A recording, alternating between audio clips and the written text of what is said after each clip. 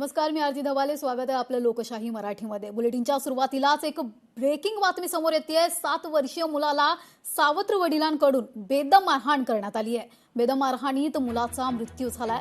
आरोपी जितेंद्र बिसेनला पोलिसांकडून अटक करण्यात आली आहे. नवी मुंबईच्या मोरा पोलीस ठाण्याच्या हद्दीतील ही घटना आहे.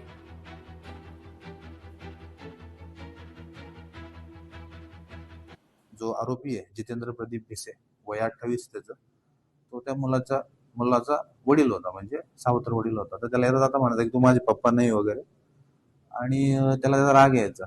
मारहाण करून तो परत बाहेर निघून गेला. झोपला, त्याला वाटलं झोपला म्हणून तो बाहेर निघून गेला. 12 वाजता आला तो, त्याला कळालं की हा उठत नाहीये. मग त्याने त्याच्या पत्नीला वगैरे कॉल केला वगैरे. त्याची पत्नी थोडी बाहेर गेली होती कुठेतरी, आणि मग त्याने हॉस्पिटलला स्वतःहून नेलं, आणि त्यानंतर ही पुढची प्रोसेस झाली.